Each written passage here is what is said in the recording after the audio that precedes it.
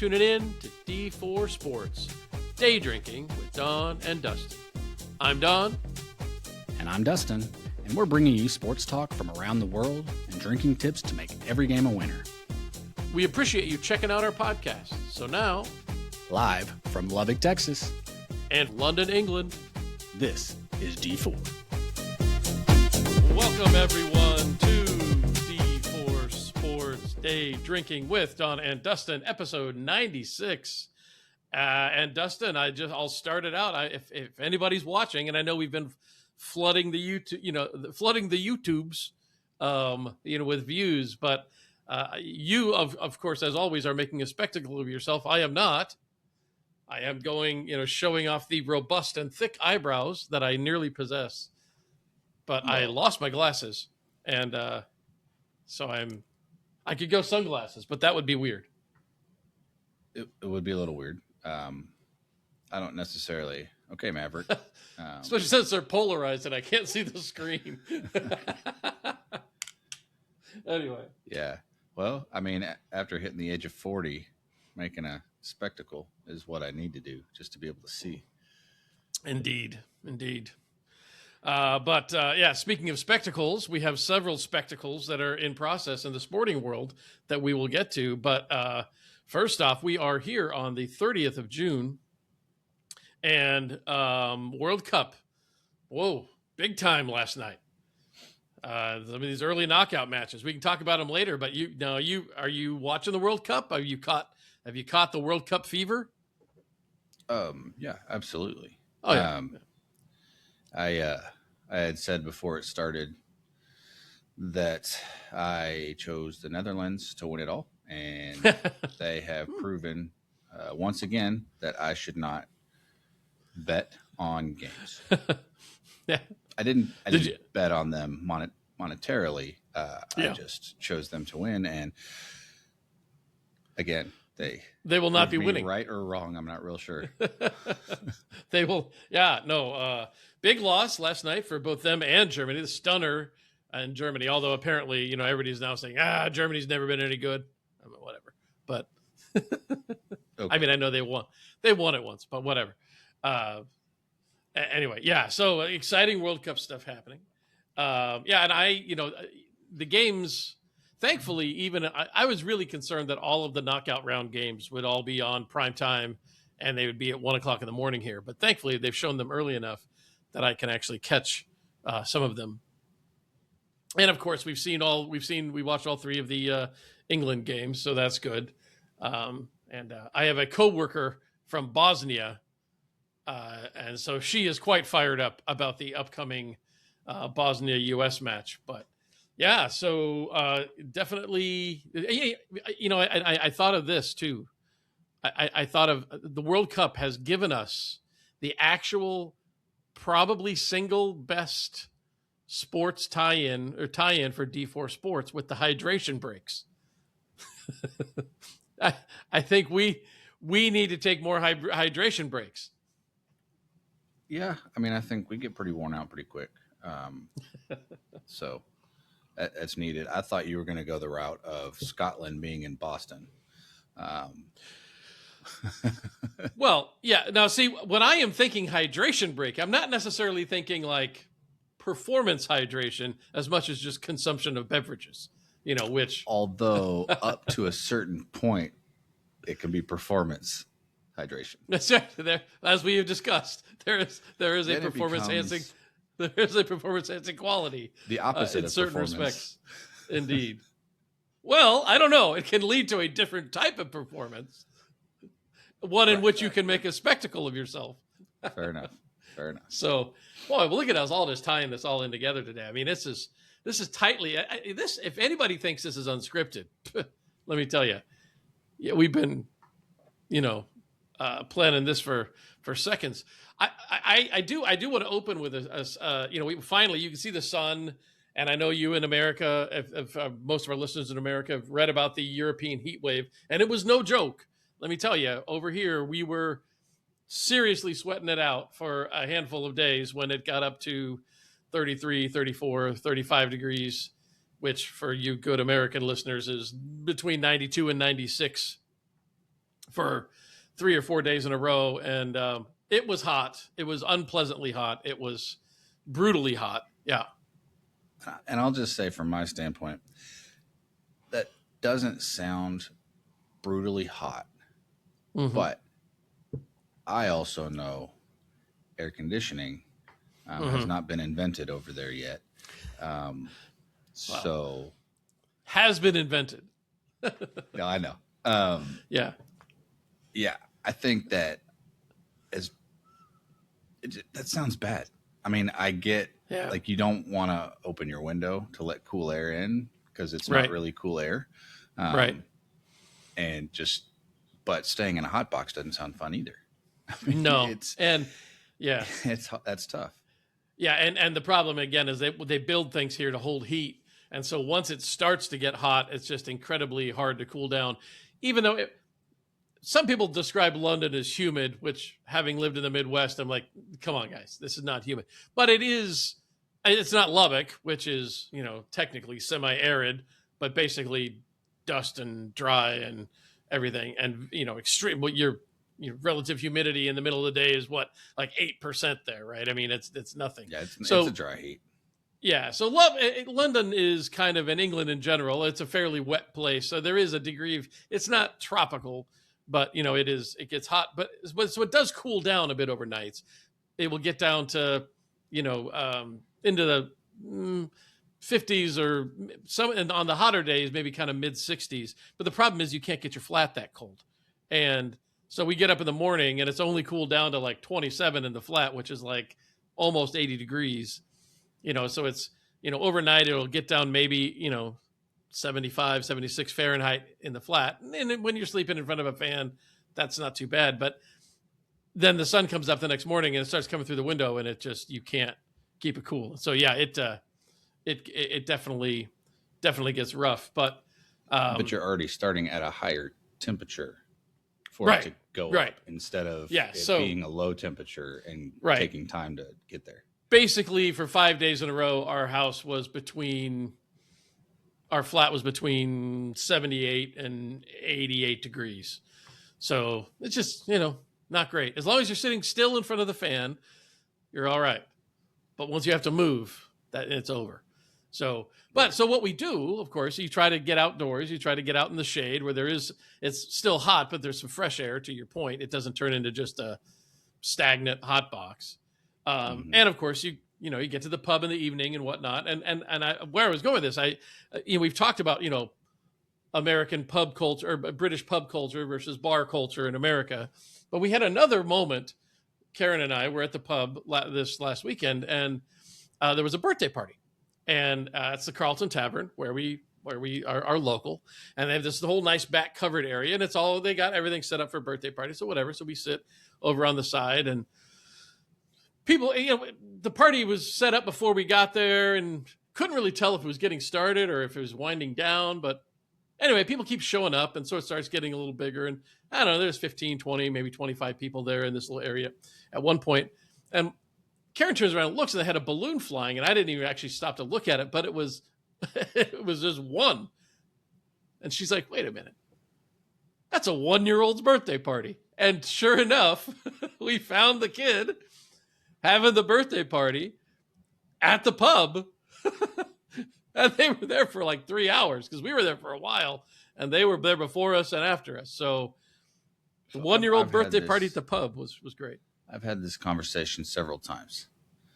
And that conversation is, for a first birthday, who is the celebration for? Yeah. Okay. Is it for the kid? parents? Yeah. Or is it for the parents that they kept their child alive for the first year? And yeah, because the kid's not going to remember. There's pictures involved. Yeah. I mean, what better way than pictures with you and your child and your favorite drink? Yeah. I was just thinking to myself, and I asked Karen this. So frequently, we'll see things over here in London, and I'm like, would you ever see that? Like, there's a pub right across the corner from us, which is a nice pub, but they have a lot of weddings in there, like wedding receptions. And I'm like, I can't think of anybody in America that I know that would get married there, right? That would have their wedding there. And Karen's like, well, maybe some people. But I was like, okay, Can you imagine anyone you know having a 1-year-old's birthday party at the pub in America? I can imagine it. Okay. I know some people, Okay. Fair enough. but my group, no. I'll say that. We wouldn't even usually go to a restaurant for a 1-year-old's birthday party, right? Maybe Correct. a park or the pool or a house, right? A backyard. But anyway, here we were. See, that's what I was thinking is more of like a backyard or a pool. Right. Typically. 100%. Yeah. But yeah, the pub was a curious one. But so anyway, welcome to British culture. Welcome to England. And with that, let me transition into the drink I'm having today, which, of course, it is an early day for you. It's just now 5:30 your time, and it's 11:30 my time. So it is, I mean, look, our podcast is Day Drinking with Don and Dustin. So if we don't occasionally day drink, what's the point? So I am continuing on the long, venerable tradition of lunch pints here in the UK with a Cruz Campo, which is actually a Spanish beer. Try to get the sound effects. See if I can do a decent pour. I can hear it. That's coming through or not? A little bit. All right. Little lunch pint. Not bad. Isn't a big thing in the U.S., and I think we've talked about that before. No. And honestly, it's not a big thing over here anymore. It's not like completely gone, and it's probably not completely outlawed. It's not probably encouraged like it once was. Right. Let's just say. Right. How is it? But anyway, it's good. Cruz Campo is a nice beer. It's like a nice kind of a lager style, so lighter, good for the summer. Nice beer. Nice beer. That's what I got working, that and just some water. So how about you? I know you're probably not popping a lunch pint since it's not even breakfast time really there. Yeah, that's what I was about to say. Not even breakfast. So, yeah, just gonna right here, just some coffee. Went to a shop the other day called Otto's, and they have a huge selection of coffee. Okay. And so Hunter picked out 2 flavors, and I mixed them both because individually they weren't great. Okay. But when I mixed them together, they still weren't great. But they're in the coffee bin, so I'm drinking. Okay. So like triple cinnamon. Okay. Yeah. Mixed with caramel. So caramel cinnamon. Okay. And those aren't really 2 flavors I'd put together anyway, let alone in coffee. But yeah. Right, but it was a 9-year-old picking them out. Yeah, well, okay. Well, sometimes you just say no. Sometimes you do. But I don't know if you've known this about me and drinks. I just go with it. You are, yeah. I do know that. Well, I've seen what you've, imbibed on this show. So first one is the Better Booch Guava Cooler Kombucha. Oh, Better Booch Guava. Nice. Yep. Guava, mango, some lime, green tea. But here's the real reason I got it. 50% off. Nice. 50% off.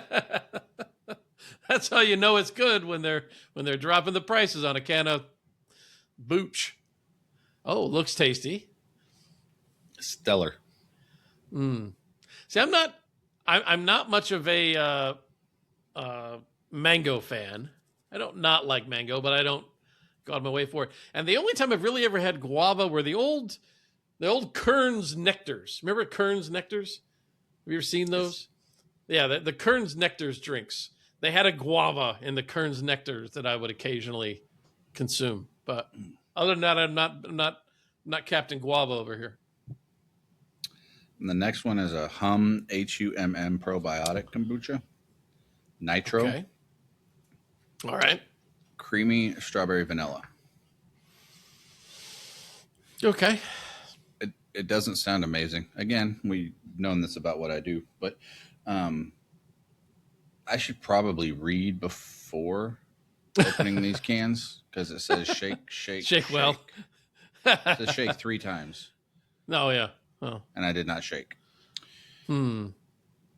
And there's another reason I got this drink. 50% off. 50% off. Nice. Nice. Maybe, right. see, but you don't know. You didn't shake it. So maybe you're just kind of getting, a diluted portion. Maybe you're just getting the booch and not the strawberry vanilla. No, I can taste it. Yeah. Maybe you mix heavy. those. Little strawberry, heavy. vanilla, guava, mango, lime. It's a lot Triple of flavors. cinnamon caramel. That's a good, yeah, triple cinnamon caramel. Nice. It's a lot of flavors. A lot of flavors. All right. Well, with that, with the drinks of the day done, or at least beginning to be imbibed, let's start with an opening shot. I'll throw it to you. What do you got for an opening shot for me today from the sporting world that is?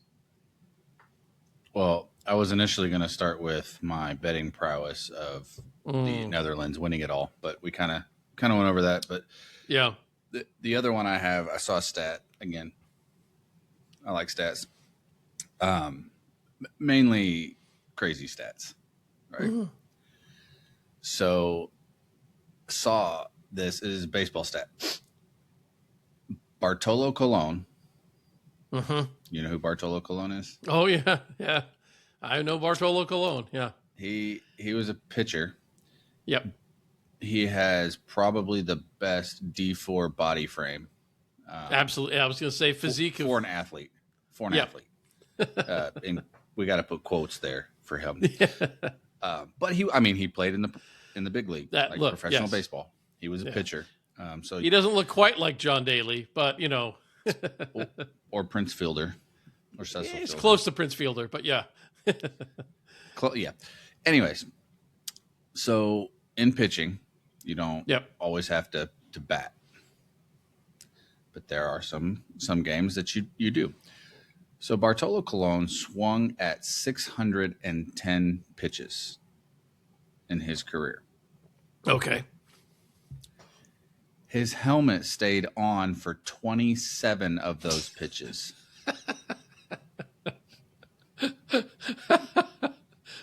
Swing harder, Bartolo.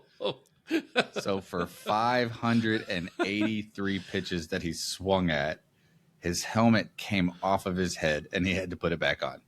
Nice. Well, hey. I don't know if it's bad form or constantly swinging for the fences or I'm saying yes and yes on that, probably. But that's a terrible stat. Yeah. No, you're like, you ever thought of a chin strap? Something. Or just don't swing. Yeah. Well, if you don't swing, you don't hit, right? So you got to do that. But seems like you should be able to make a cut. Maybe I should look at how many times he actually hit the ball. Well, I did. I think he was.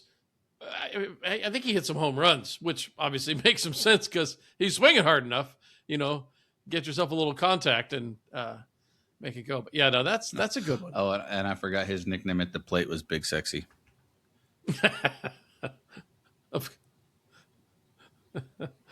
All right. I'll just leave that there. 24 base hits, 2 doubles, 1 home run with a batting average of .088. Oh, he only had 1 home run. I'm surprised. I thought he had more than that. But anyway. All right. Well, good for you, Bartolo. He played a long time, too. A lot of years. So till my age, I'm 42. He played till he was 42. Well, I have a quick one that is also a statistic. There was a new world record set recently in France by 3 teenage girls. It is the jump rope world record in the double Dutch competition.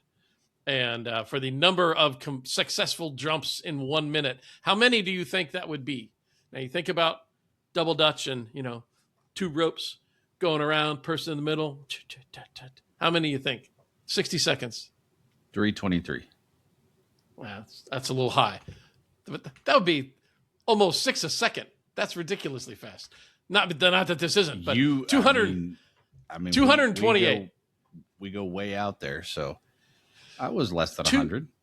228. That's like 4 steps. That's like 4. And the girl doing it, she's been over even more. I'm not sure what's more impressive, her or the 2 girls spinning the rope, because they were like, and about 30 seconds in, you just see them start to struggle, but to keep it all going, I was just watching. I was like, having a heart attack about watching it about 40 seconds in, thinking, my word, if I tried to do that long, 60 seconds of that, I just couldn't even, let alone take the rope out of it. I couldn't move my feet that fast for 60 seconds.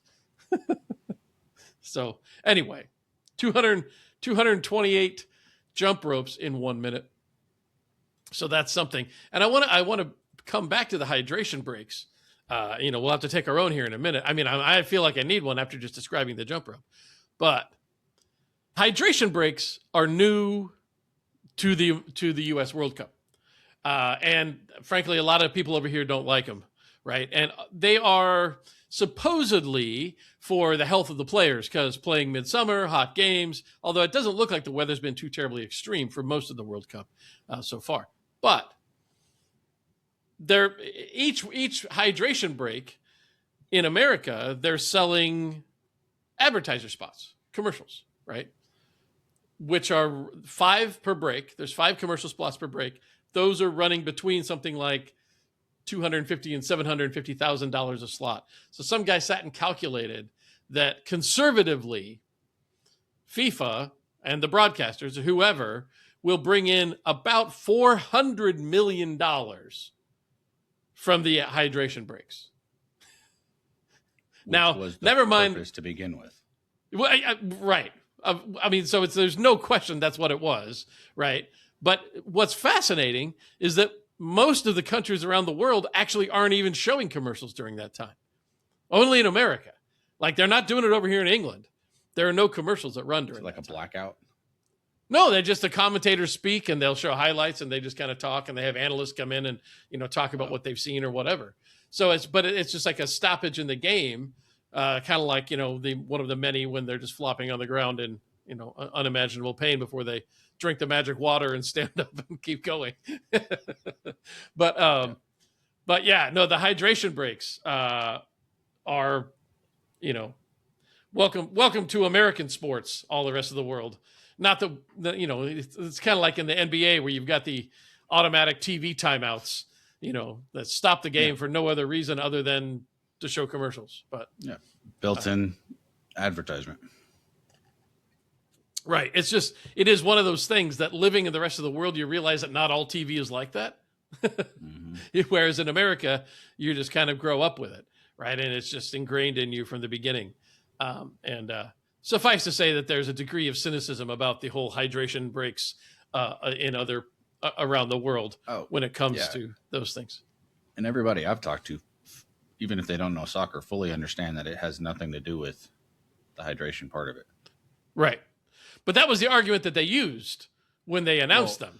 They're not going to come out and say, our goal is to make $500 million during this FIFA World Cup in advertisement.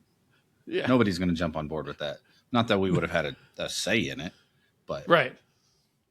Everybody would have still watched. It just looks worse if they say that. Yeah, we don't want to be as obvious about our corporate greed as we actually are, but here we are. Bad form. Yeah. So, but at any rate, with that in mind, good listeners, why don't you, while you enjoy the music of Trey Klein in our next break, get yourself a hydration break, come back, join us in about 25 seconds here on D4 Sports.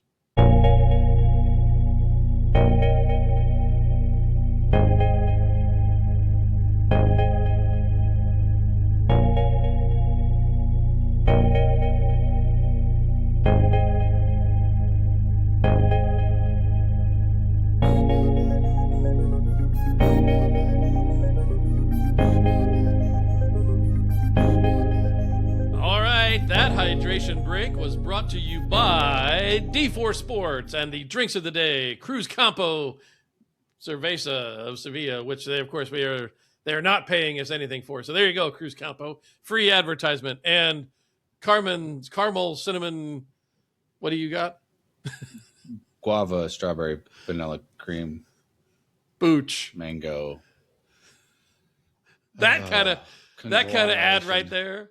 That kind of ad right there would that how much revenue that would make us? Well, like, look, we'll mention it.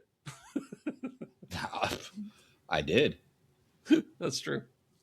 That's 50% what they off. should do during the hydration breaks is just like random drinks to players and see who can hold in their stomach Yeah. the remainder of the game. Performance enhancing liquids. Yeah, that's a good idea. That guy got the vodka. A couple of other World Cup notes, just real quick, before not actually about the game, but just some good quotes I have seen. There was after one match, I can't remember if this was the U.S. or I think it was maybe the England. It was somebody. Anyway, one of the managers said, "In football, we never lose. We win or we learn." And my thought to that is, some teams must be learning an awful lot. Because lifetime learners, so to speak, for some footballers. I mean, he did use a word that when you look at the win-loss column, it's W or an L. So he could just say that's the learn column. Yeah, right, exactly. We are.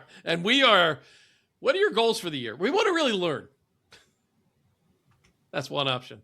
That one, and I do love, and look, America has plenty of, brutally honest commentators. You had some famous ones in various, like Dick Button, who used to do the men's ice skating. And he'd be like, "No, that's just terrible." They had him on the Olympics for like 15 years, and I don't know that he ever said anything nice. That one, and the diving lady. I don't remember the diving lady, but anybody who's watched the Olympics knows who I'm talking about. The diving lady who announced diving for 20 years. And literally this person gets up there and does 5 flips and 4 spins and comes in, there's no splash. And she's like, "It's a good dive, but not a great dive." Yeah. Every single time. I don't even know who she is, but I think anybody who's watched the Olympics diving knows who I'm talking about. That lady. Right. And anyway, but so some of the European announcers, they don't pull any punches. They just say what they're going to say. And I was watching, it was the Germany game last night, and I didn't get the first part of the phrase. It said something like, "Are they putting in their best effort? No. But are they a good team? No." I was like, "Oh, dang." It's like, well, all right then. Just tell us how you really feel, my friend. But it's setting the expectation in the bar low, so you don't. Yeah, I guess so. Yeah, that's there's just some really there's some good moments there in World Cup announcing. So talk to me a little more. Let's talk a little more World Cup. I know again you've been watching a fair bit of it. Your team, your pick, the Netherlands, are not going to make it. But again, we talked about this a couple weeks ago. What is World Cup fever like in America? Is it getting bigger? Are people getting more excited? Are they still paying attention? People are getting excited.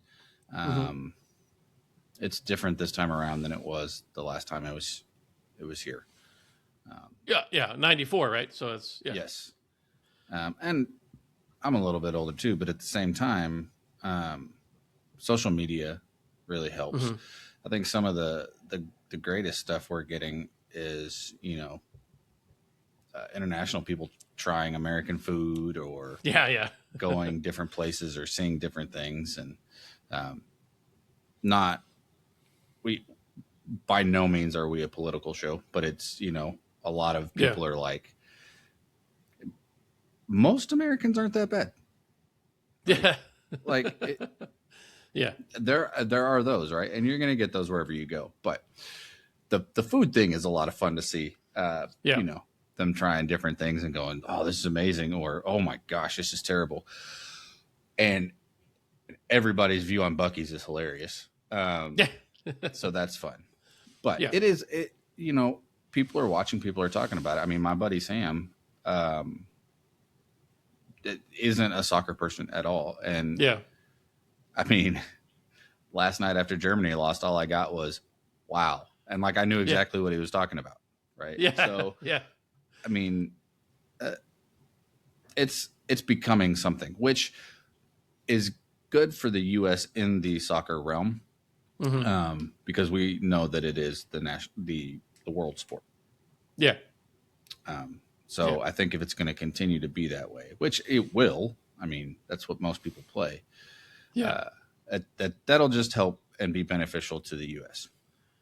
It'll be interesting to see, if this gives the MLS a bump of some type, which it might. I think it might sort of end up being the Caitlin Clark phenomenon, which, there was the initial swell when Caitlin Clark made her way into the WNBA after her senior year of college. And that first year was all great. And then, of course, last year she got hurt. And now she's still playing, but, it's not quite the same story it was. It's still probably more popular, I think, than it used to be. But so you're telling me that you don't follow the WNBA like you used to? No, I do not. I have looked at the standings, and I do actually try to see, what if she's. Well, honestly, I do it after I see a Caitlin Clark story. To be frank, I mean it's that simple, and I'm as big a sports fan as there is. So then, yes, you do follow it like you did. Well, okay, fair enough. Not at all. Yeah, well, but that's my point. During the Caitlin Clark bump, right, I paid a lot of attention. Since then, I have not so much. But, yeah, and of course, it was really funny. We went to some friend's house on Saturday night and watched the England match with them. We had dinner and then watched the match. And one of the people we were with was just sitting there the whole time just going, I hate Harry Kane. He's terrible. He's slow. He's just bagging on Harry Kane up one side and down the other. And then, of course, he scored a goal. And they were like, well, he got lucky. It was like, if it were somebody else, we'd have had 3 goals. I was like, which I found very humorous. But it's just funny how people here who you don't seem to care about sports at all they're all in for England. And, I always love the phrase, it's coming home. And I'm like, is it really home though? Because anyway, but we'll see. We'll see. And, I was really pulling for a U.S. England July 4th matchup. Yeah. Well, I'm not sure going to everybody happen, was. but that would have been awesome. It would have. I'll give it to you. That would have been awesome. So I was going to say though, there's actually, this is a big time in British sports right now, with the World Cup just adding to it. So at the end of June, we had the Ascot, which is like the Kentucky Derby, right? The Royal Ascot races. It's about 5 or 6 days of horse racing, where everybody dresses up all crazy. And then, of course, we got Wimbledon that just got underway. We'll talk a little more about that perhaps in a bit. F1 Silverstone's this weekend. Just north of London, about 60 miles north of London, the only race in the UK. So that's happening. And then you have the World Cup as well. So a lot of stuff. And I actually sat in the park and watched cricket last night, which was kind of fun. Still not exactly sure how it's all scored and all that, but whatever. I saw the lads out there having a good time. So that was good. But I will say this much. Wimbledon got underway.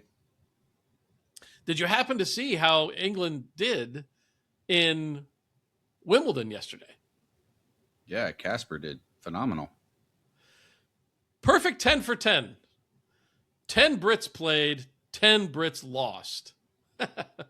In 10 hours. Over the course of 10 hours, almost the entirety of all of the English tennis is out of Wimbledon, with Jack Draper withdrawing just before his match. Raducanu also withdrew, so that was due to injury. But then, Casper, I want to say Casper de Norrie, but that's on Millwall, right? Right? De Norrie it's Norrie though. It's Norrie. Okay, Casper Norrie. Yeah, not de Norrie. I was like, whoa. Not de Norrie. Yeah. Yeah. Oh, total. I didn't realize they were that close until yesterday, but until right now. But yeah, so 10 out of 11 Brits lost on the first day, including Max Basing, who lost to venerable tennis powerhouse Shintaro Mochizuki. He lost 6-3, 6-love, 6-love, which is not good. Now, to be fair, he's just a qualifier. He qualified. He played through the qualifier, made it in. His best rank in singles is like 311th. So frankly, for him, just making the tournament, that was great. But 6-3, 6-love, 6-love in the first round is kind of rough. Kind of rough. Yeah. I mean, I know today's day 2 as we're recording. It's underway. Yes. It being day 1, surprising because Ruud is out. Casper Ruud is out. Mm-hmm. The Dari is out. Mm-hmm. Or Dardari. Something. Yeah, I don't know. I'm not sure how to pronounce that. But ranked player, 14. Yeah. Yeah. And you typically would like to see the 14th guy at least into the third round. Yeah. So that's strange. I think the thing that stood out the most, besides the Brits in Britain, Sinner, Yannick Sinner, almost losing in the first round, having to go to a 5-set match. Yeah. Over nobody. I don't even remember. I still can't remember. Surprising. Yeah. Yeah. Kind of surprising. I don't know what that says about the rest of the tournament for him. And it may be nothing. It may just be coming out not playing well and somebody playing at their highest level. Maybe playing to the level of the team that you're playing, so to speak. The best way you can spin it is after his crash out in the French, right? Which he can blame on the heat. He hasn't really. I don't think he played a warm-up match. I don't know that he played a grass court match as a warm-up. So I don't know that he's played in 3 weeks, right? Which, although that's not even all that long of a break in tennis. So maybe you could spin it that way and say shaking off a bit of rust. But and look, it's not unheard of for some of the top-ranked players to struggle in early rounds. It has happened. I do believe Federer went to 5 one time. But only once. I mean, that's rare for him. And of course, he played in 24, 26 consecutive semifinals in Grand Slam tournaments, right? So he never crashed out early, almost ever, right? I mean, which is one of the more remarkable things about, I think, his career that often gets overlooked among everything else he was. But that was really because he has been just dominant on grass and hard courts, and to see him struggle in the first round against a nobody, weird. Mm-hmm. And maybe it is a little bit of rust and he's shaking it off and he'll get back into it, but I don't know. What'd you think of Djokovic too? He went 4, but apparently it was 4 pretty hard fought sets though. Yeah. I guess if you're looking at those numbers, close enough. But I think, Djokovic is almost 40. Yeah. So different, a little bit different to me. I mean, he is, I think, 7, maybe 7 going into this. I think he's Wimbledon. 7th. Yeah. Yeah. So still a high placement, not where you typically think you would see Djokovic, but at the same time, no. Not surprised. I think at this point, you look at Nadal and Federer and other guys that are at high level. When they get, a little bit older, longer in the tooth, it's definitely just major time. Like you do play some of those other matches, but then you're like, okay, it's just, we're here for the majors, to be completely honest. Yeah, no, I don't think anybody thinks anything else. I just wonder.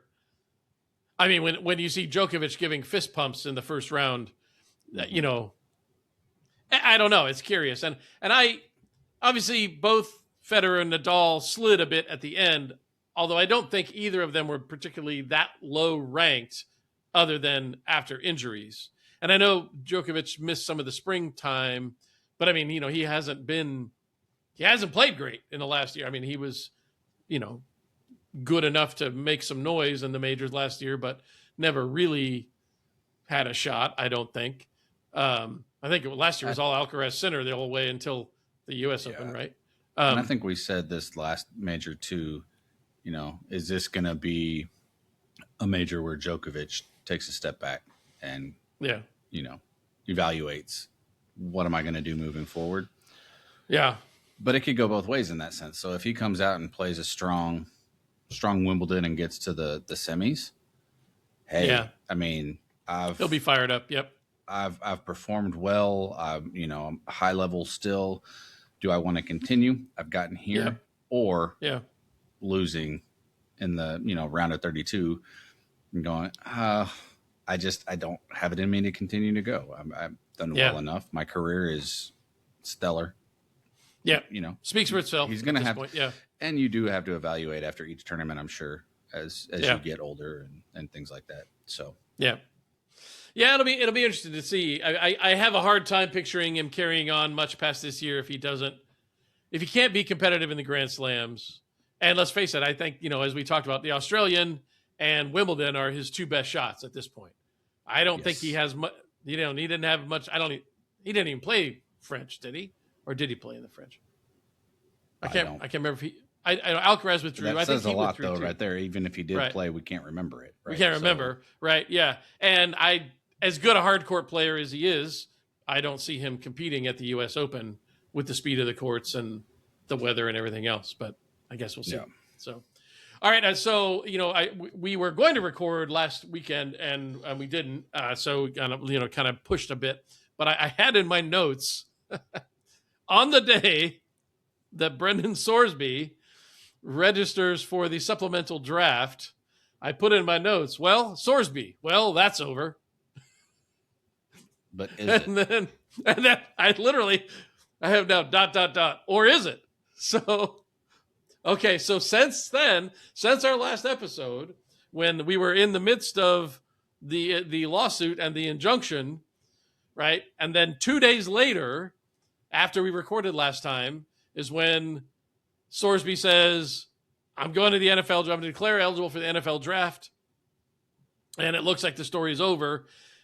And then the NFL decides not to hold the supplemental draft, which is not uncommon. They haven't had one since like 23 or 2019 or something. It's been a while. They don't do it every year. But I think everybody sort of thought they would. But they come back with we just have questions about the integrity of the game and Mr. Sorsby's involvement. And I'm like, oh, here we go. A little more moral grandstanding, this time from the NFL. To that little bit of information there, at least they didn't beat around the bush, right? There weren't other reasons to not throw somebody under the bus and things like that. Like, they came out and they said, I mean, let's be honest, this is the reason why we're not really wanting to go through with this. Which is fine, but I struggle with the idea that a kid who made bets in college is somehow going to be punished for apparently his entire career. Now, I get it. It's a big deal, betting on sports, integrity of the game, but it's not like there hasn't. I mean, again, every game is sponsored by DraftKings, and they do. The NFL season this year, it's DraftKings and FanDuel. Like, that's, in all honesty, that's what the two big sponsors. And I get it. They continue to crack down and penalize those who gamble in sports. But I just okay, but the kid even went, for treatment for, gambling addiction.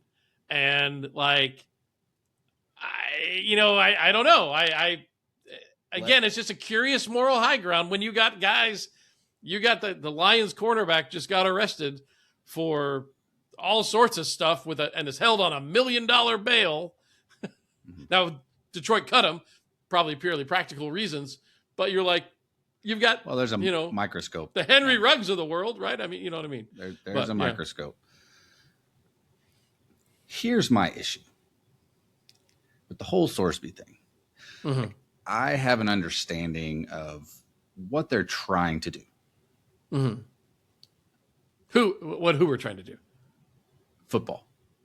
Oh, okay. So the leagues, like the leagues. NFL, the league. Well, we also didn't mention that Canada then went on and did the same thing. The Canadian Football League as well said, nope, you're not playing here. Did he play a down for Texas Tech? But you guys. But you guys are reaping Did he it play all. a down for Cincinnati? Yes, he was their starting quarterback. Yeah. Did he play a Nobody down cares at about Indiana? Cincinnati. No, I don't. Where think so. were the bets made? Well, right. Yeah. 2 schools ago. Yeah. Yeah. No, I get it. I get it. And who is getting all of the flack for siding with the athlete? well, yeah. No, and okay. So that's my high horse real fast with that is I don't understand that because I mean, Indiana just won a national championship. yeah. I mean, Yeah.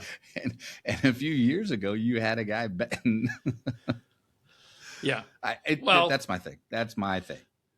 Yeah, no, and it's funny because again, since he's on Texas Tech, when the story breaks, they're all blaming him, and it just gave the rest of the world a little extra opportunity to pile on Texas Tech for NIL spending and buying the team when you buy him, and this is what you're buying, and Texas Tech can stand back and say, look, we didn't know, and they didn't know. I truly believe they didn't know. I don't know why they wouldn't touch him if they knew, right? But yeah, it is kind of funny that Texas Tech, since he never actually played for Tech. I've got so much. I know we're running long, but I've got so much more I could say about about conferences and big spending and big schools and the haves and have-nots. Because you, real quick in sports, you do have the haves and you do have the have-nots. Mm-hmm. You also have the middle ground. Mm-hmm. And if we're being completely honest right now, Tech is on the higher end of the middle ground. You don't want to be left behind in college football where it's headed right now with the SEC and the Big Ten. You do not want to be left behind. So you do kind of have to play with the big boys a little bit to get there. Yeah. And so I think they're doing what they can to really push themselves into that trajectory of we're going to be with these big guys. Yeah. Which isn't a bad thing. I think that even bad publicity is still somewhat good publicity, but they're not going to want a team that has gamblers on it, right? Whatever. Yeah. But they want to be in the conversation. Yeah. Which I don't. Of course. Blame them. Yeah. I mean, that's the choice. You either say, well, we're going to commit to it and you go spend the money and you build the team that way because now you can. Right? When it was just pure recruiting, that's the wrong word. When it was only recruiting, because there was nothing pure about it. But when it was only recruiting, Texas Tech struggled, right? Because it didn't have the institution, the institutional history. It didn't, I mean, say what you will about Lubbock. It doesn't, not that most colleges are in like the loveliest parts of America necessarily, but, it just didn't have the history. It didn't have the programs. And building that is exceptionally hard when you're always competing against, the Alabamas and the Texases and the Michigans and the Ohio States and all of those programs. And yeah, it is just funny that it has come back to bite Texas Tech. But I also wonder if it might not be the Texas Tech revenge tour this whole season, baby, especially against these schools who are filing lawsuits and, we would never. And they're like, oh yeah. Georgia? Really? Yeah. They just end up in jail. They don't gamble, Dustin. Hi. Goodness gracious. And with that, I will say, let's bring this thing full circle and have a little fun with it. Please, please, please. The Houston Gamblers.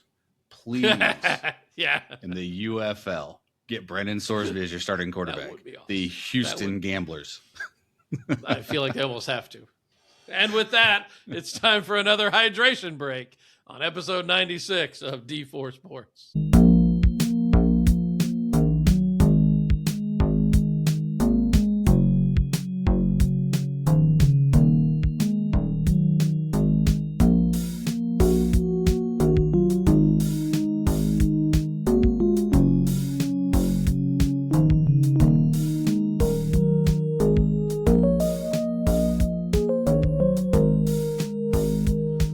welcome back from hydration break number 2, brought to you by water. You need it. I'm gonna one more time. That's the tagline. Water. Water. You need it. Need it. You are a marketing guru, sir. Water. You need it. All right. Well, sports roundup. I'm going to start with this one. There was the golf tournament this last weekend where this shows you the state of golf right now. Scotty Scheffler lost in the playoff to, and I can't remember who beat him because it's just all about Scotty Scheffler. In fact, I checked, he's so far out in front in the world rankings. But let me get it. I'll pull it back up for the name just for the sake of the story. And where's you got to scroll down to find golf on ESPN these days. Victor Hovland, who was a major player. Hovland beats him in the playoff. They both shot 21 under par for 4 rounds. And after the second round, I wrote, when par is a joke, right? And part of me starts to even wonder why they even actually talk about score in relative to par. Because obviously it's stroke play. It's just fewest strokes to complete 4 rounds wins, right? And so that's usually around, 270 to 280, right? 4 rounds of 70 to 80, right? Kind of thing. But first off, this was the Travelers Championship played at the TPC River Highlands, which I believe is up in Connecticut. It only plays 6,844 yards. Now, for people who actually play golf, like average golfers like me or people, run-of-the-mill golfers, 6,800 yards is a pretty long course, right? I think most golfers would probably be happiest in terms of an enjoyable day on the golf course with a course between 6,000 and 6,200 yards. You start getting longer than that, and you start every hole's long, right? You're getting 400-yard par 4s, 425-yard par 4s, 200-yard par 3s, 550-yard par 5s. It just becomes a much harder game. The pros, most of the courses the pros are playing now are 7,200 to 7,600 yards, which is almost unthinkable how long that is. But this course, in fact, I have not seen a PGA course under 7,000 yards that I can remember in recent memory. This course only played 6,844 yards, and it was a par 70. Scotty Scheffler in the second round shot 60. He shot 30 on the front, 30 on the back. He was 16 under par through 2 rounds. 16 under par in 2 rounds. Like, what's the point of even having par if nobody's even near it? If par is like the average of what it should say. And just to give you an idea, no one who was, after 2 rounds, you have to go down to the person in 42nd place to find anybody who shot par or over on any of the first 2 rounds. Like literally everyone was under par. The top 40 players were all under par completely for their first 2 rounds. So you're saying just make it stroke play. Don't have a par to it. Just have a stroke play. Yeah. Exactly. It's like it's almost like in the way the PGA is right now. The score relative to par is meaningless. And I suppose the only reason it works is because since they're not all they don't play at the same time, right? So the guy who goes off first, if he's played 3.5 rounds, and let's say just call it 70 a round, his score would be 245, but guys who haven't teed off would be 210, right? So they'd look 35 strokes ahead. So maybe they do to par in order to try to, and they say through how many holes. So you get an idea of where they are relative to how much course they have. Maybe that's what it is. Maybe it's as simple as that, but as a way to keep things looking. But I don't know. I was like, I don't know. I'm not really sure what par means anymore in the PGA Tour when you get things like that. But all right, well, let's turn our attention to baseball. And I told you I found a headline this morning I was searching, just perusing ESPN, and I saw a headline, and I'm like, what in the world is this? Here's the headline: Alex Bregman regrets not running hard to first base Sunday. And I was like, that sounds more like a comment on a kid's report card in PE for elementary school than a story about professional baseball. Alex Bregman regrets not running hard to first base on Sunday. Yeah. So, I mean, there's 162 games in a baseball season, and we're right about halfway. Everybody's Right. played about 80 to 83. So, yeah, I don't know. I don't think you're gonna run hard every single time. well, and the odd thing about the story, and I guess maybe who knows why it gets attention, because it didn't cost him the game. Now, I apparently what happens, he hit a ground ball, and there was a runner at second, and he didn't run hard, and the shortstop bobbled the ball, but still threw him out, right? Like, had he been running, he would have been safe. The runner got to third, but with 2 outs, and then didn't score. Oh, I mean, like, that's the end of the world. They ended up winning the game anyway. So in the long run, it didn't actually cost them. But it's like, that's the story. Is there nothing else happening in the game that we had to focus on that? So, well, dog days of summer. Good thing is we have FIFA. Yeah. But, man, did I just say that? good thing we have FIFA. And hydration breaks. Right. Oh goodness, where was I going with this? Oh yes, we've talked about this before.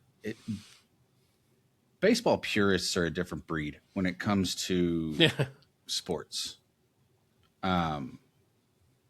Always take the high ground, and we're uppity up, and in my Just opinion, don't ask my wife about the high ground, the high road. Don't. Yep, stupid road. Stupid road. It doesn't make sense to me, and maybe it's my generation or the generations behind me even, that now it's you watch a basketball game, like they're gonna take plays off. Yeah. There is not one person, even with the Knicks, they come back from double-digit deficits every single game. Yeah. But they didn't play all out every single possession. Right. Right. Yeah. I saw, I don't remember if it was this World Cup, but I saw where 2 guys collide. They both go down. They're both grabbing their ankle or knee or whatever. Yeah. And one of them is like rolling and sees that they have the ball, gets up, and then just starts running. They end up scoring a goal. And it just made me think of like the flopping and the taking plays off. And the other guy probably wasn't hurt either because he continued to play. But right, they all get up. Yeah, the magic water. They get the sip of magic water. Yeah. Yeah, but with them both going down, the other guy getting up quicker, they go and score that goal. Yeah. Now, he didn't score the goal, but he got down next to the guy that did. So that defender has to, at that point, decide who to defend. Yeah. So all that to say, like, you don't run hard the first one time. You end up winning the game. Like, So. Yeah, no, it's like the only thing I guess you could say is, okay, but you only bat 4 times a game, ish, right? So like, this is your chance to score, right? It's different than if you're the second baseman or the classic little league kid in right field building mounds in the dirt out there in right field where nobody hits it to, right?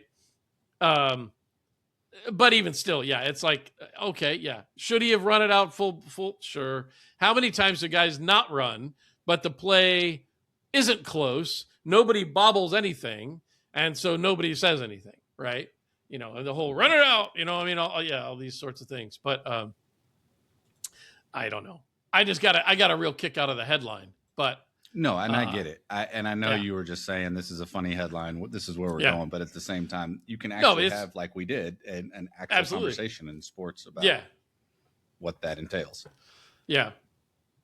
Well, turning to baseball briefly, since we are halfway through, and this, we talked about the whole idea of parity, and I wouldn't say there's so much parity anymore. Teams are spreading out a bit, but what is remarkable is that there is still only one team with a winning percentage below 400. The Rockies. They're at 33 and something, 33 and 58 or whatever it is. And 33 and 48. They're at a 393, I think. And when I wrote that, it was a couple days ago when I got the stat, but I checked today. They're like 388. They're the only team with a winning percentage under 400. And to put that in perspective, on average, there are usually 4 teams per season that end up under 400. So, yeah, there's plenty of time. There's plenty of time to tank, but there isn't. And then you go back and you think about how 2 years ago, and even last year, the Rockies, how bad they were. The White Sox only won 42 games the whole season. Every team in Major League Baseball has already won 33 games this year, halfway through the season. And right. Yeah, you're like, how did they only win 42 the entire time? But it's still marked by parity. But there's also, and again, some quirky things about modern baseball. Currently, well, and again, I didn't check since June 22nd. Let me just quickly double check this, see if the stat is. But as of June 22nd, there were only 10 players batting over 300. Oh, and now there's only 8. Only 8 hitters batting over 300. So that's awesome. Here's the crazy thing, right? So 1, 2, 3, 4, 5, 6th place overall. Mm-hmm. The Cubs. Okay. 47 wins. Okay. And there are 30 teams in baseball? Yes. No. So it's 30? That's right. Yeah, there's 30. Okay. So 23rd or 24th, Boston Red Sox, 37 wins. That's only 10 games in a 162 game season right now between a bottom tier team and a top tier team. Yeah. Is 10 games. But the craziest to me of all of this, 1, 2, 3, 4, 5, 6, 7, 8, 9th place, top 10, Chicago White Sox. Yeah, no, I know.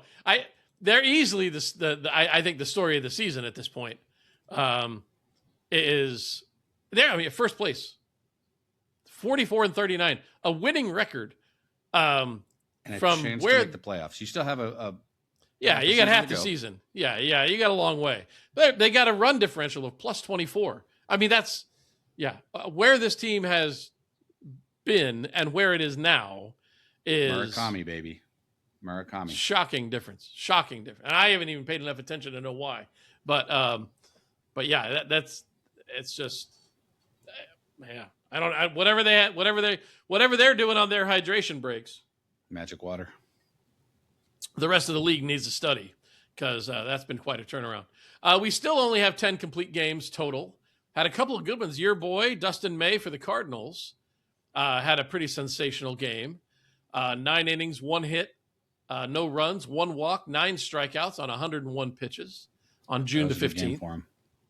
Logan Webb threw one of the second time this season we've had an 8-inning complete game loss. He had 8 innings, gave up 2 runs through 103 pitches, and they lost 2-1 to the Marlins. Who, by the way, Logan Webb's the Giants, right? He's the that's correct. Giants ace. Yeah, that's correct. Yeah, and so he. Now this, I'm pretty sure this is the only time this whole season we're going to see this. They lost 2-1. The losing team got a complete game from their pitcher, giving up 2 runs. The winning team used 6 pitchers in a 2-1 win. The Marlins used 6 pitchers, and the losing team got a complete game. I don't even know what to say about that. Modern baseball. there was a game, the White Sox over the Yankees on June the 18th, which was, by the way, the first White Sox win in Yankee Stadium since 2023.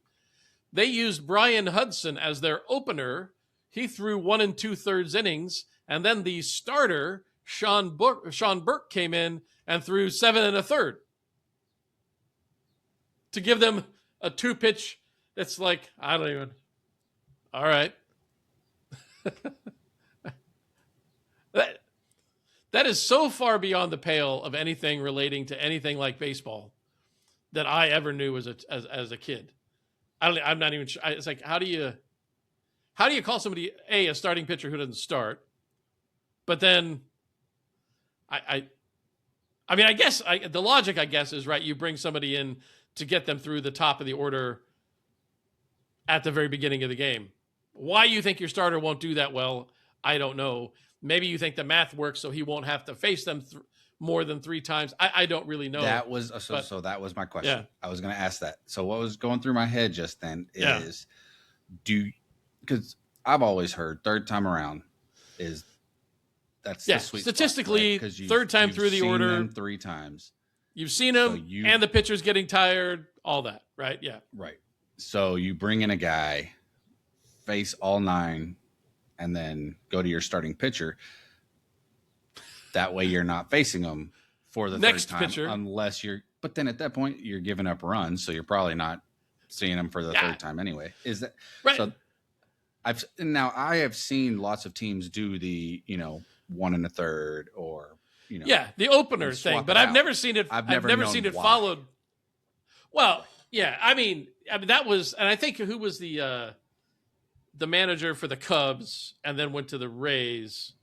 Maddox. Maddox. No, was it Maddox or Marsden? Yeah. Okay. Maybe it's Maddox. I don't think that was his name, but something like that. Madden. Yeah. And he was the one who started to use this opener thing with some regularity. So it's been happening for 7. It's not that I've never seen the opener. I don't know that I've ever seen the opener and then somebody else come on and pitch the rest of the game. And so you see the box score with completed. The starter goes 1 2/3 and the reliever goes 7 1/3, and but yeah, and I guess it's strange. I mean, it's like, if your starter's not ready to be good in the first inning, then why would you bring him in the second or third and think he's? Why would anybody else be better in that? I mean, it's like it goes to the concept of the bullpen game, right? I mean, if you're almost just like, just bring in 9 guys, just use 9 pitchers. I don't know. Don't start something, Nick, please. No, hey, we've already established that nobody's listened to us, but modern baseball, and in fact, they're always listening. Yeah, well, there was just an interview, and I didn't watch the whole thing, but Jorge Posada was on Baseball Tonight or something, and he kind of went railing on modern baseball, and he's like, kind of we also have like, where are the Wade Boggses and the Ichiro Suzukis and the Rod Carews of this generation, and there's no value. Yeah, I mean, yeah, and it's just everything is home runs, and he said, when he was playing, he said if you struck out 100 times in a season, it's like you weren't doing your job. And now guys go out, strike out 100 times in a season, but hit 30 home runs and bat 205. And we're like, all right, good work. And it's like, yeah, I mean, anybody who hit below 250 when I was a kid was a bad hitter. And now I haven't even checked. I'll pull it up real quick. I got it. I've always said there are only 2 professions in the world where you can be good at it only 25% of the time and be excellent. And that's baseball and meteorologists. All right. How many teams do you think have a team batting average over 250? A team batting average? Team batting average over 250. 3. Nah, it's not quite that bad. There's 6. The Dodgers that's still bad. That's Dodgers. Still bad. Yeah, that's terrible. Yeah, Dodgers are at 264. But they're Rays also and 54 Pirates wins. The Rays and Pirates at 259. The Giants, ironically, 256. The Rockies, ironically, 255. And the Brewers, 253. Now, maybe you look at that list. Maybe you look at that list and you go, okay, well, you have 2 of the 2 worst records in baseball. The Giants and Rockies are 255 and 2. Maybe it doesn't matter. but it's hard to imagine team batting average not mattering, but here we are, modern baseball. And, and he was kind of going around, and Posada was making the point that you can't just simply look at pure stats and say, Derek Jeter was a mid shortstop. He's like, I mean, because statistically, every single baseball team would have loved to have had Jeter on their team. Well, yeah, I mean, the dude was the anchor for they called him the captain, right? I mean, he was the anchor of the team for 20 years of multiple World Series wins. Yeah, but statistically, I don't know. It's kind of wild what is happening to baseball and what continues to happen to baseball, and I don't know. We'll see where it all goes, but that's where we are for now. So, got anything else for a sports roundup, or time for another hydration break? I'm good right now. All right, everybody, get some liquid in you. We'll come back and close this out on D4 Sports.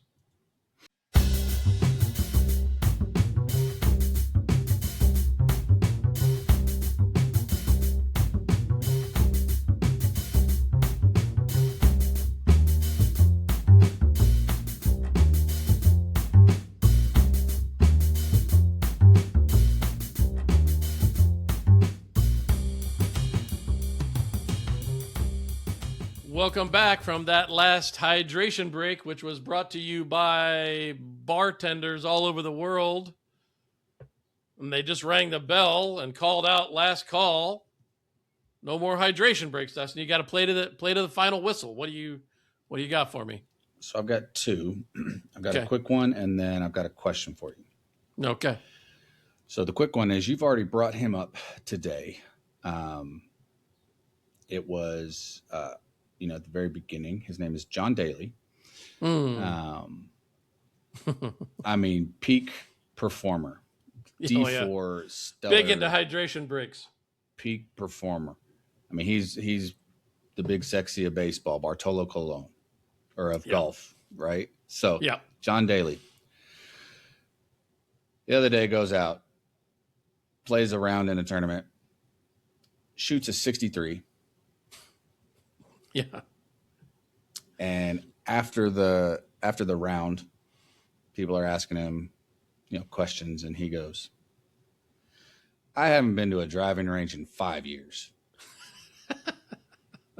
I just go out and play golf. And I'm just going, I wonder if this guy would have put any effort into playing golf. He probably wouldn't have been the John Daly that we absolutely love. Yeah, I mean, I think there's no question about it that prime John Daly was carefree John Daly for the most part. I mean, obviously the dude had some inner demons and had some things going on. Yes, absolutely. Right. There's lots of stories that you could look at him and go, man, that guy, poor guy, right? Yeah. The only other player, I will say this much, the only other player that famously always said he didn't practice was Payne Stewart. Payne Stewart was a great golfer back in the 90s, tragically killed in a plane crash. In fact, on the way home from the U.S. Open, which he had won, I believe, if I remember that correctly. Sox guy? He wore the knickers, right? He was the guy that wore all the knickers all the time. Yeah. Okay. Yeah. Okay. So yes, the high socks. Yeah. Yeah. And phenomenally talented, one of the best in the tour in the maybe late 80s, 90s. Yeah, probably 80s and 90s. Probably mostly 80s, I guess, now that I think about it. It's been a long time. But famously said, I don't practice. He says, I show up the week of the tournament and I play practice rounds before the tournament. But he said, when I'm not playing in a tournament, I don't practice. I spend time with my family and do other things. He only played 20 tournaments a year. And I'm like, how do you play 20 tournaments a year, not practice? And I think he won 4 majors, if I'm not mistaken. I mean, he was good. Crazy. Like, I know who he is, and I didn't watch golf in the 80s and 90s. Yeah. Yeah. Right. Yeah. And John Daly's story is he, at the very beginning, like his first tournament that he won as a professional or to play in to get into the, the professional tournaments. I mean, he threw his golf bag in his car and drove 8 hours to get to a tournament and ended up winning the thing. And then, continue to go down. But for him at his age, to go out and do what he did and to be like, cigar in his mouth, and he's like, haven't been to the driving range in 5 years. Yeah, that's awesome. Whatever. So my second one, real quick, is had this conversation with Micah this past weekend. Okay. And there are arguments to be made, multiple different sides of this, because there's different eras, there's different, nations, there's different, leagues that people play. Sure. Greatest soccer player of all time, in your opinion? Obviously when I was a kid, yeah. When I was a kid, the name was Pele, right? But I never saw Pele play, so I don't really know, right? Was Maradona at the same time as Pele? No, Maradona was later. Maradona was in the 80s and 90s. Okay. And I did see Maradona playing in the World Cup and, of course, the Hand of God and all that sort of thing. Right. Right. You go to the modern era, Ronaldo's quite a resume. Messi, obviously. The young guys making a run. From what I know, I would say Messi, probably. But which is also not even close to a bad answer. No, I don't think so. But again, I mean, that's also just focused on scoring, right? But there's also so many other parts of the game that I don't understand, that I might have said, oh, you know what? No, this midfielder, like people over here say Kevin De Bruyne, right? Who played for I knew him for playing for Man City and for Belgium. Yes. So I've had some people tell me he was the best midfielder they've ever seen, but I don't know. I wouldn't know. So I'd go with Messi. Well, and so the whole Messi thing is he's on up there in age when it comes to football. Yeah. He moved to MLS to play in Miami about 3 years ago. Yep. Because, he maybe wasn't top tier, right? Professionally. Yep. And Dude the money goes out and hat tricks it in the first match of the World Cup, and I'm going, how hard is that? Like, legit. Hard. And he's got right. So, and then next game he comes out and 2 goals, and the next game he comes out 6 goals in 3 games, and I'm just going. So Messi to me is number 2. My number 1 is his teammate at Real Madrid, Ronaldinho Gaucho. Oh, Ronaldinho. Yeah. Okay. Yeah. That guy. I've watched a lot of stuff on him over the past few weeks. And I did see him some. I did see him play some. So it's not just like I'm just watching replays and going, oh, this guy's amazing. Yeah. I mean, I've seen more of Messi. I've seen more of Ronaldo. Yeah, but Ronaldinho, man, he was, watched some of a documentary, and he said, I used to watch NBA games to learn how to play soccer. Flopping? So, flopping, that's where it came from. I mean, it's a full circle there. Hard to say who's... It's very true. But like the no-look passes and the dribbling and cutting through people and movement and stuff. So, again, I mean, for like the NBA, who's the greatest of all time? Well, what year? What era? Yeah. What are we looking at? I mean, you got Jordan, you got LeBron. And honestly, I say Jordan, but I'm being completely honest. That's just because of watching it as a kid and growing up and seeing, because they're 2 different players. Yeah, but do you say Bill Russell with all the rings? But he's playing against guys my size in the NBA. Will Chamberlain. Right. I mean, there are so many different things. Jordan played in a tougher era. We're on the last call, so we don't have enough time to really go around about this. We can pick this up again later. I'm just trying to be real quick. Yeah. I'm saying is in that question with the soccer, it came to a point of era and it's all what we know. It's always going to whenever you're comparing against eras like that. But right. And that's one in which my knowledge is so limited. I can only go with the names that I've heard. And if I'm being completely honest, the greatest player of all time is Femi Aziz, but I don't think that he's getting much pub right now. No, maybe at the pub, not. but well. All right. I got two quick ones. First, I got a legend alert for you. And I don't know this guy's name, but there was a 50-year-old man that was arrested for faking a heart attack in order to avoid paying a bill at more than 20 restaurants. He played soccer as a kid. He probably did. So that's awesome. There's a legend alert for you. But then the other one, I saw this in Kalamazoo, Michigan, which is a lovely town, by the way. They had, on June 27th, they have what they call the Red, White, and Boom, a night of destruction with fireworks. And this does not sound like it's going to go a good direction. It's basically auto racing, but like a lot of like the old smash up derbies and various things. The last event of the night, they took a school bus and he goes zipping around the track and he comes off a ramp and they drive the school bus right through an RV. And he just literally explodes the entire RV, just blows it up as he jumps through and goes through a landing. And I thought, America. Red, white, and boom. That's coming up quick, man. That's right. This weekend, Independence Day, I'll be in Ireland. So, I don't even know what that means. But orange and green and white. Well, there's reasons for that. Gets into the in the realm of D4 sports. This should be our national sport or podcast. Hydration breaks? I mean, they kind of have a hydration break in the Nathan's hot dog eating contest. But their hydration breaks mixed with the... It's rough. That's coming up, man. I know it is. Coming up. I know it is. We'll see it. But for now... Who's your winner? Chestnut. It's got to be. I mean, who else can you possibly take as long as he's in it? Maybe he'll eat a plant-based hot dog and get banned again. I don't even know. But at any rate, Chestnut, because I don't know any other names.